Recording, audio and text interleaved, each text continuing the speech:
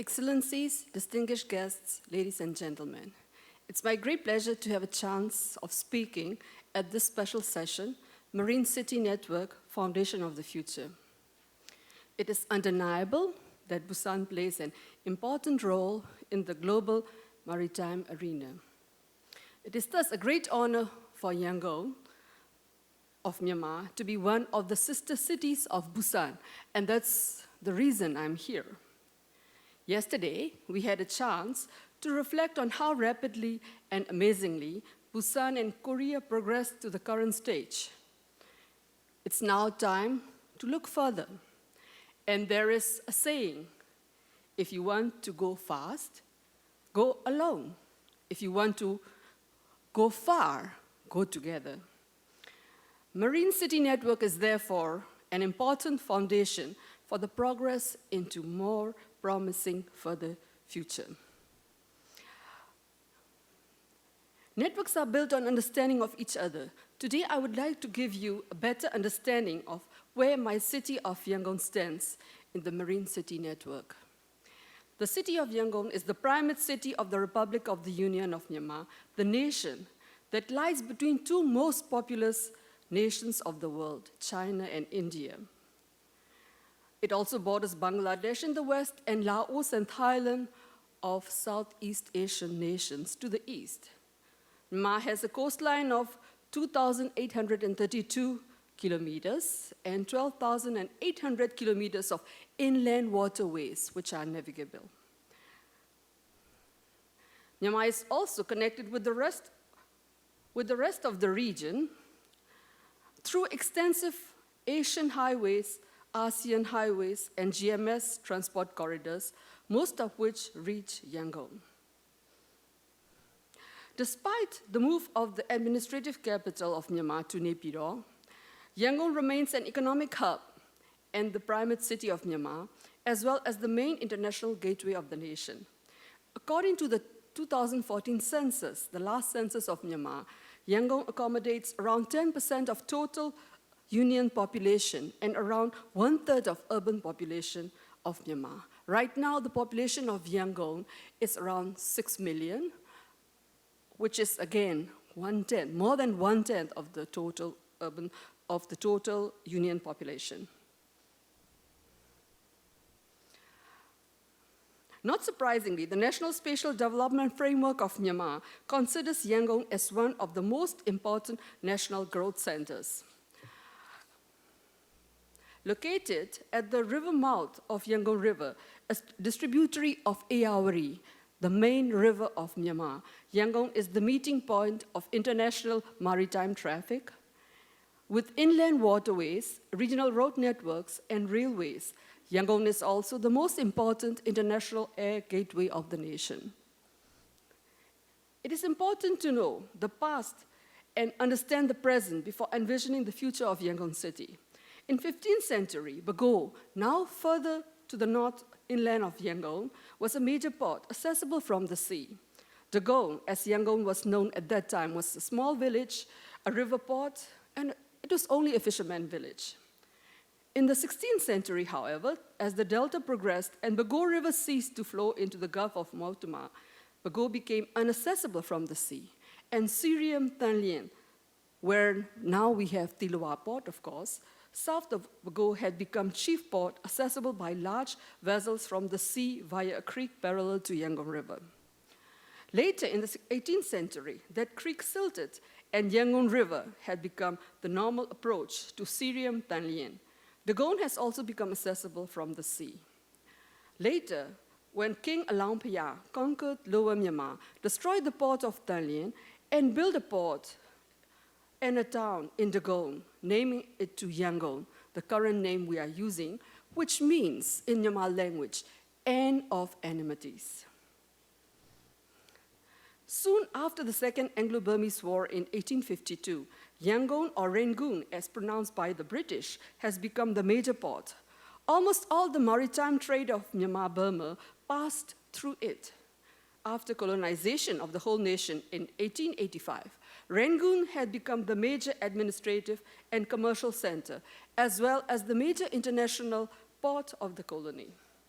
The port was administered by the Board of Port Commissioners, the most progressive body in the East of that time, which undertook very difficult and costly schemes of harbor improvement and extension.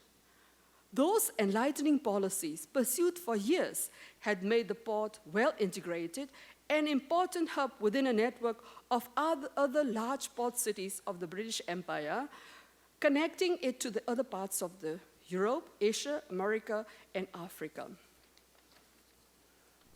At present, despite the move of the administrative capital to Naypyidaw, Yangon remains the most important economic conglomerate, as well as the main maritime gateway of the nation.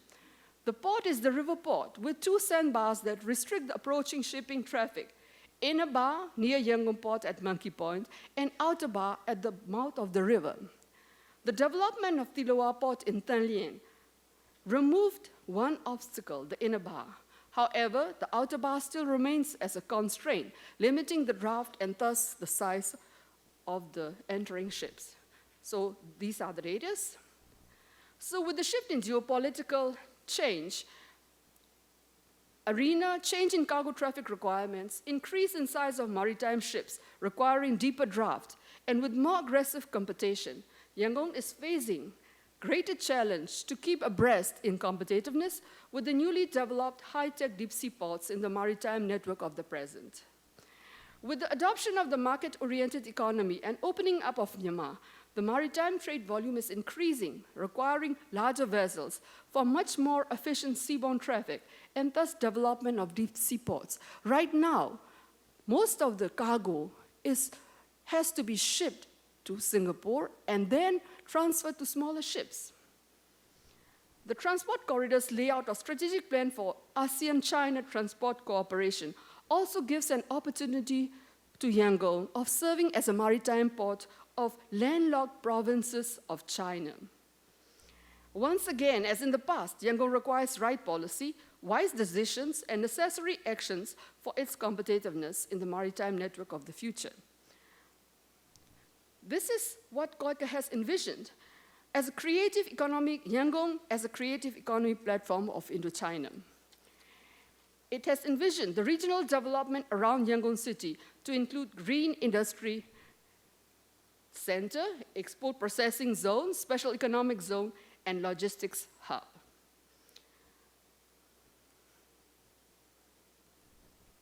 Yangon needs to explore its locational advantage. So what is expected? Future of Yangon as a maritime city.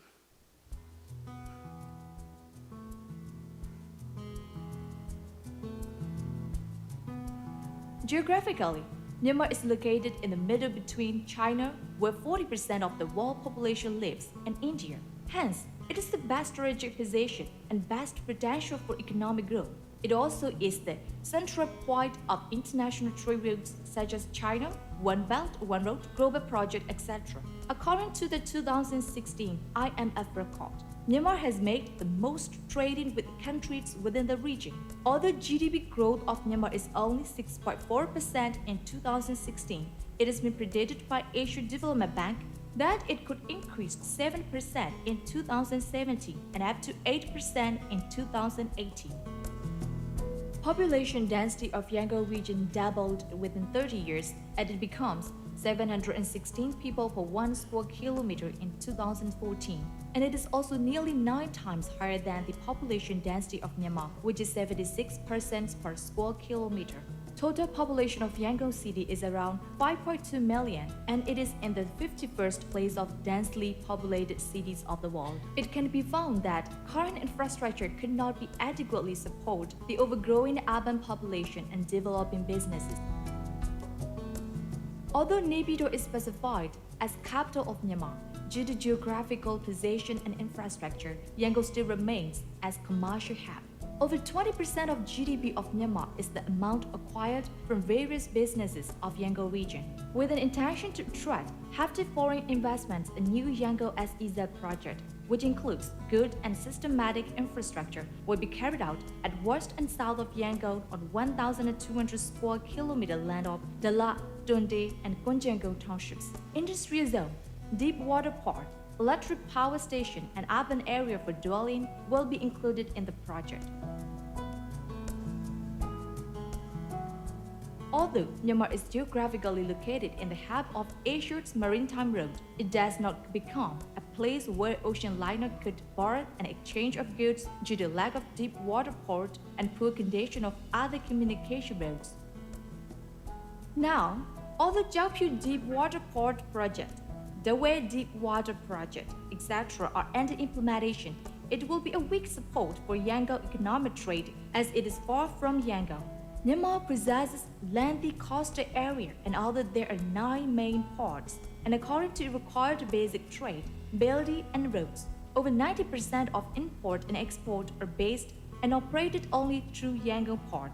In the economic corridor of GMS, Myanmar is the hub not only an exit of western part but also a main exit for commodities trade with Bay of Bengal and India for One Belt One Road project of China PRC. The existing Yangon port is difficult for ocean liners with deep anchor for access Yangon River, and moreover, it is difficult to extend the area of the port. Thus, a deep-sea project will be included in this project for construction of port that will be implemented for exchanging of goods by any size of vessel. This port will be a door for Asia and as for ocean liners for maritime trading from all over the world by using Asia Main Road and Mekong Region Economic Road. Commodities of import and export from Southeast Asia and China can be traded with Western countries as a main hub without passing the Malacca Straits. That is dangerous. As urban development cannot be achieved without infrastructure, industrial businesses cannot be operated without urban development. With an aim to develop the industrial businesses, to create job opportunities, to enhance the trade sector, and to improve the cash flow of foreign currency, Yangon as EZA will be established. According to observation of Asian Development Bank, the establishment of special economic zones in the Asia region is the main force for investment of trading business and economic reforms. As EZA can attract the investors with special opportunities, and due to basic structure and economic opportunities, import and export will develop and GDP will increase. Thus, as EZAs are implemented together with a state development policy, this project will create job opportunities for residents in Yangon and neighbor townships. In addition, the problems relating to squatters, joblessness, distribution of water, electricity, traffic congestion, high price of real estate, and many difficulties of Yangon City will be solved due to migration, settlement, and working of people from other regions. One-stop service and logistics services for investors will be included with international standards for fully supplying of electricity and clean water, waste-water purification systems, system for prevention of flood, safe security, fire prevention system. So, this is the vision of Yangon. Actually, the video clip is supposed to run for 2-3 more minutes. However, due to time limitation, I thought it was 20 to 24 minutes. So, this gives you our vision, the vision of Yangon, which will be expanding towards the sea. And here, there is a huge potential for investment. We are working with Korea, we are working with Japan, we are working with China, Shanghai, and different development agencies. And we hope that together we can go further. Thank you very much. 네, 그 다우 홀라잉 모우님의 발표 내용 감사합니다. 아마 저희 그 IT 강국인 한국이 앞에 두 분의 그 동영상은 안 나왔습니다. 그래도 이 레디 포스트까지도 인공지능까지 저희가 또 이렇게 장착이 돼가지고 두 분께서는 그 동영상이 안 나왔는데 그래도 다우 홀라잉 모우님께 영상이 나와서 정말 저 다행으로 생각합니다. 미얀마의 그 대표적인 그 양곤 도시에 대한 어떤 그런 해양의 잠재력과 그리고 미래상 그리고 특히 아마 항만 분류는 그쪽 분야는 아마 저희 그 부산과 또는 한국과 많은 협력이 가능한 분야라고 생각합니다. 예, 그럼 그 플로어에서 질문 받도록 하겠습니다. 손 들어주시고 좀 질문해 주시면 고맙겠습니다.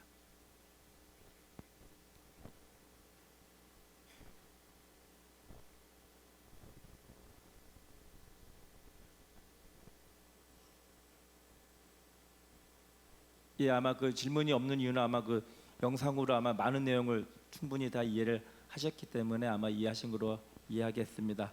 예, 그럼 다시 한번 우리 다우 홀라잉 모원님 큰 박수 부탁드리면서 발표 마치도록 하겠습니다. 감사합니다. Thank you very much, and we really do invite all the investors to come and invest in our special economic zones, our port construction, shipbuilding, and urban development. Thank you very much again.